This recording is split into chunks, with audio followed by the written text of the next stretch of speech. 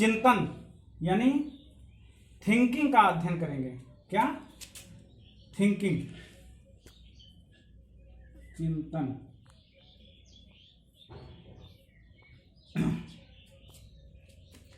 मनोवैज्ञानिक दृष्टिकोण से चिंतन ऐसी मानसिक प्रक्रिया है जिसमें सभी मानसिक क्रियाओं, संवेदना, प्रत्यक्षीकरण, अवधान, स्मृति, कल्पना, इन सब का समावेश होता है। अर्थात मनोवैज्ञानिक दृष्टि से चिंतन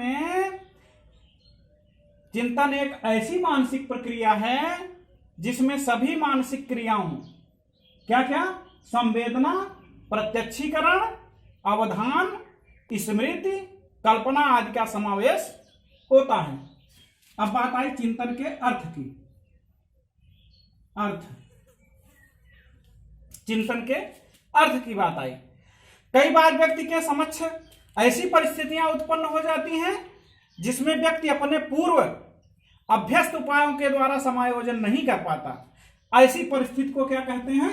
समस्या कहते हैं। जब व्यक्ति के सामने ऐसी परिस्थिति उत्पन्न हो जाती है जिसमें व्यक्ति अपने पूर्व अभ्यस्त उपायों द्वारा समायोजन नहीं कर पाता, तो ऐसी परिस्थिति को हम क्या कहते हैं? समस्या। और समस्या के समाधान के लिए व्यक्ति जो है हमेशा क्या करता है? प्रयत्न एवं भूल की बात करता है।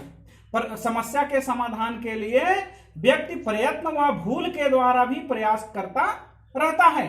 और प्रयत्न एवं भूल की बात जब आती है तो उसके स्वर से आगे बढ़ करके प्रत्ययों तथा प्रतीकों की सहायता से समस्या का समाधान करता है।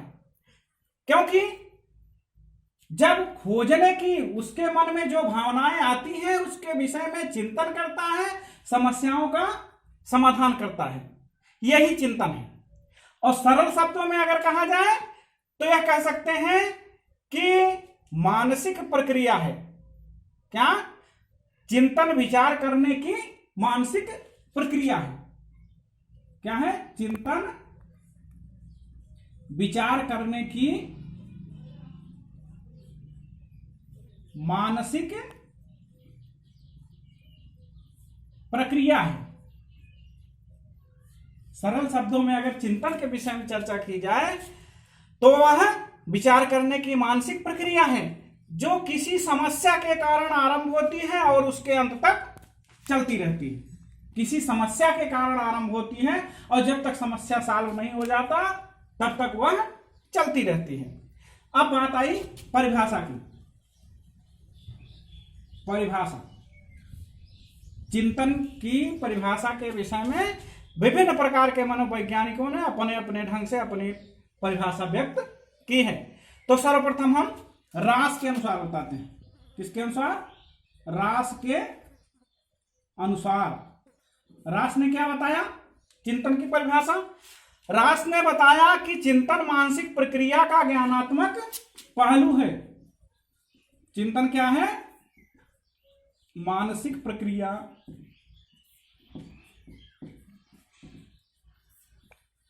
का ज्ञानात्मक पहलू।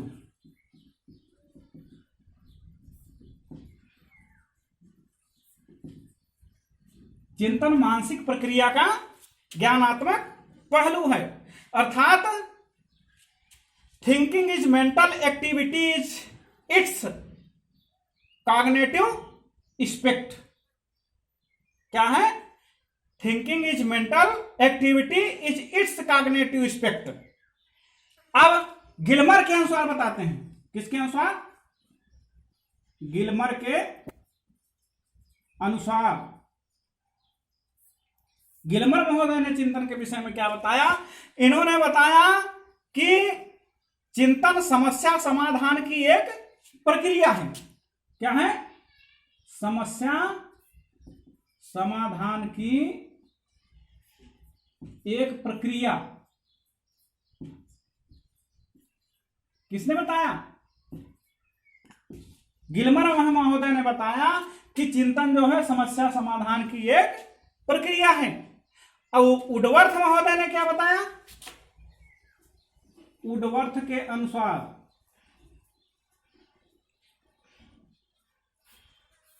वुडवर्थ महोदय ने चिंतन को बताया कि चिंतन किसी समस्या का हल खोजने की मानसिक क्रिया है। क्या है? समस्या का हल खोजने की। चिंतन क्या है? चिंतन समस्या का हल खोजने की मानसिक प्रक्रिया है। कैसी प्रक्रिया है? मानसिक प्रक्रिया है। तो रास के अनुसार, गेलमर के अनुसार, वुडवर्थ के अनुसार। अब एक है मोहसिन महोदय, वो मोहसिन के अनुसार क्या है? मोहसिन के अनुसार, मोहसिन महोदय ने चिंतन के विषय में क्या बताया? इन्होंने बताया कि चिंतन समाधान यानी चिंतन समस्या समाधान संबंधी क्या है? चिंतन समस्या समाधान संबंधी अव्यक्त व्यवहार है। समस्या समाधान संबंधी अव्यक्त, जिसको व्यक्त नहीं किया जा सकता, क्या है? व्यवहार है। चिंतन समस्या समाधान संबंधी अव्यक्त व्यवहार है। ये थी आपकी चिंतन की विभिन्न मनोवैज्ञानिकों द्वारा बताई गई परिभाषा। अब चिंतन का अर्थ हुआ, परिभाषा हुई, इसके बाद विशेषता। इसकी विशेषताएं निम्नलिखित हैं। देखिए, खास करके चिंतन की जो भी विशेषताएं हैं उनके परिभाषाओं में भी सन्निहित हैं। पहली परिभाषा तो यह है कि चिंतन सभी समस्याओं को हल करती है, यानी चिंतन करने से ही समस्याओं का निराकरण होता है। तो इसकी खास विशेषता तो यही हुआ, पहली विशेषता हो गई कि चिंतन सभी समस्याओं को हल करती है।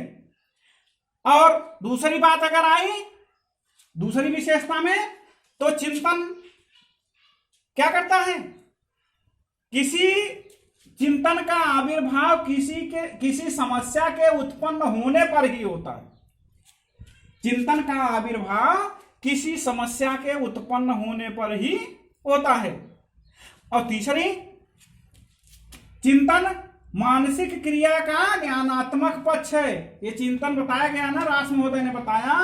तो एक परिभाषा, इसकी एक विशेषता यह भी हुआ कि चिंतन मानसिक प्रक्रिया का ज्ञानात्मक पहलू जो बताया गया, वो चिंतन मानसिक प्रक्रिया का ज्ञानात्मक पक्ष है।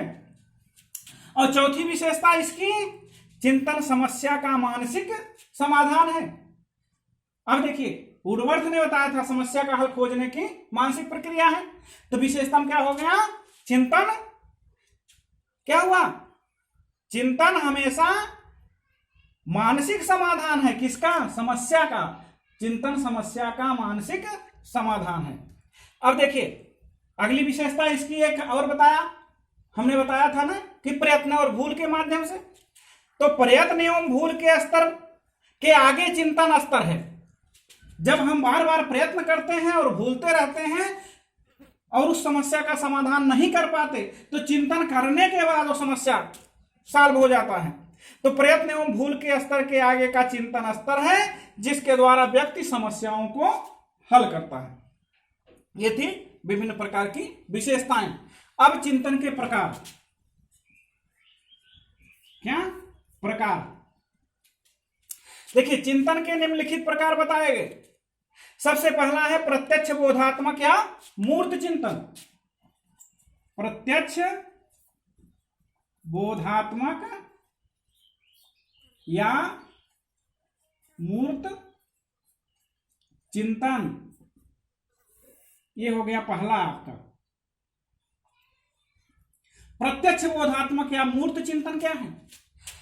इसमें एक बालक एक बार अगर आग से जल जाता है, तो वह जब कभी आग को देखता है तो जलने के बारे में सोच करके ही डर जाता है। और इस समय उसका चिंतन प्रत्यक्ष बोध पर आधारित है। किस पर आधारित है? प्रत्यक्ष बोध पर आधारित है, अर्थात मूर्त चिंतन पर आधारित है। प्रत्यक्ष बोध को ही मूर्त चिंतन भी कहते हैं, क्योंकि मूर्त रूप में देखा, वह उसको करके सीखा था, अर्थात एक बार आग से जल गया था, इसलिए वह दोबारा जब आग को देखता है तभी डर जाता है। तो इस समय उसका चिंतन प्रत्यक्ष बोध पर आधारित होता है, इसे मूर्त चिंतन भी कहते हैं। अब दूसरी बात आई दूसरे प्रकार में, तो दूसरा है संप्रत्यात्मक या अमूर्त चिंतन। क्या है? संप्रत्यात्मक या अमूर्त चिंतन।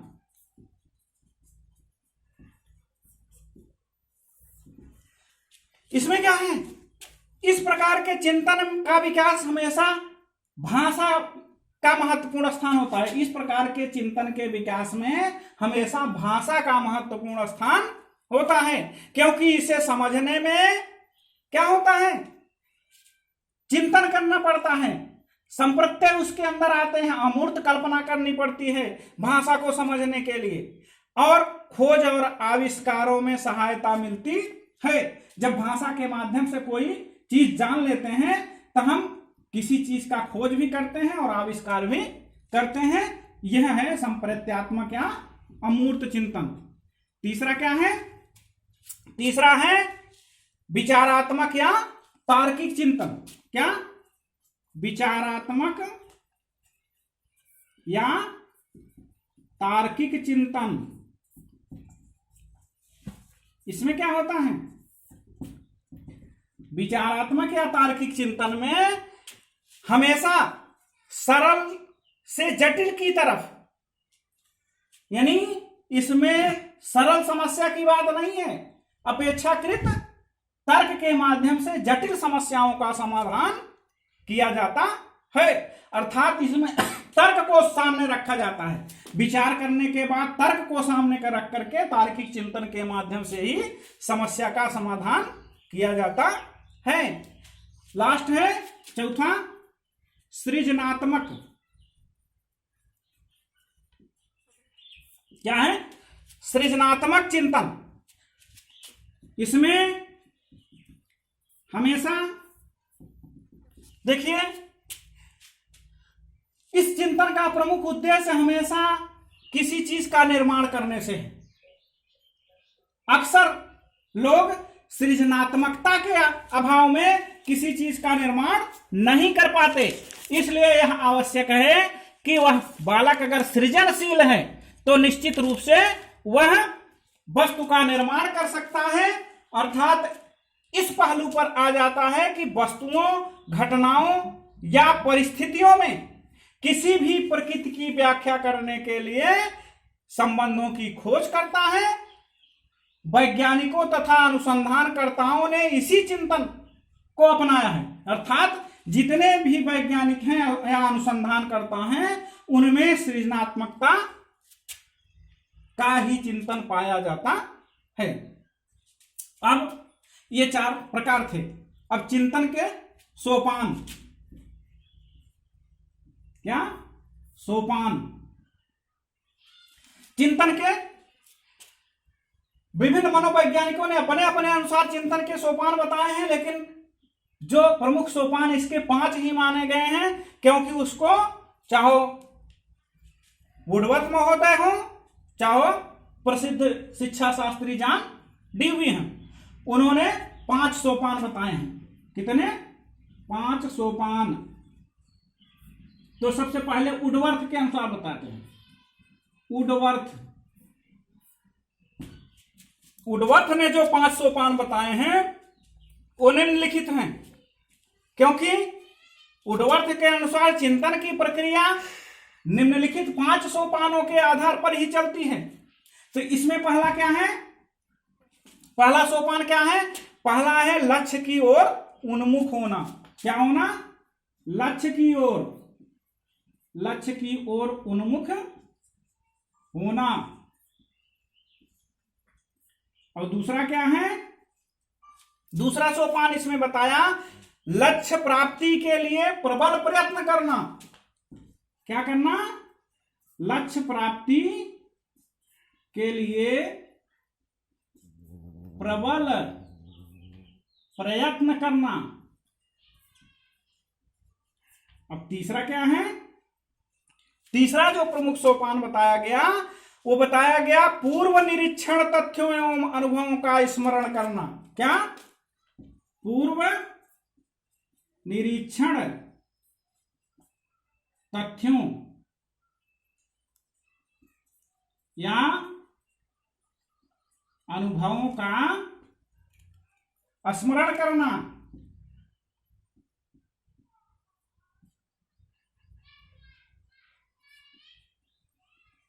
और चौथा सोपान क्या है?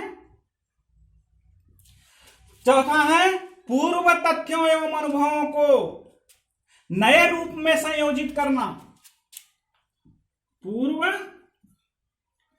तथ्यों एवं अनुभवों को क्या करना? नए रूप में संयोजित करना।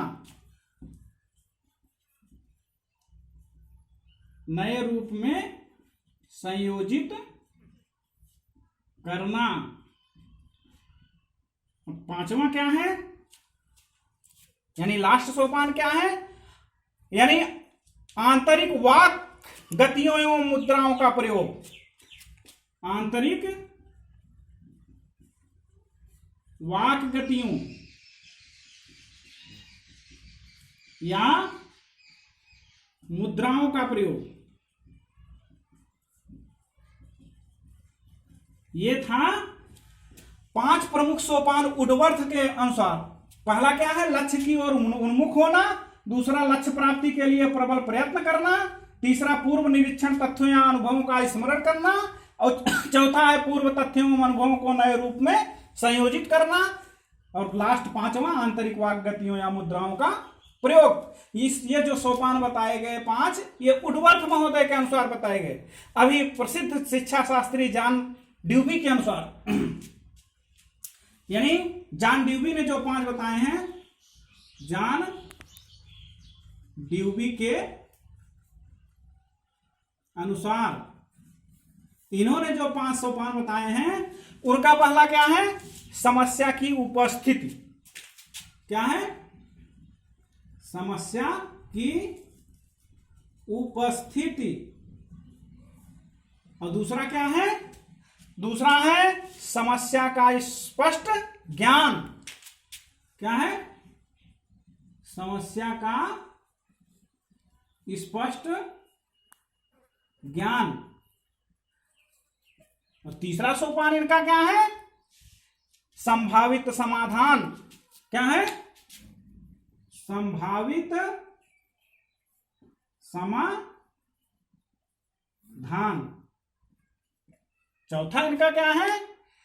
संभावित समाधानों का परीक्षण। संभावित समाधानों का परीक्षण। और पांचवा यानी लास्ट इनका सोपान क्या है? यानी उपयुक्ततम समाधान का चयन। जो उपयुक्त हो, उपयुक्ततम समाधानों का चयन।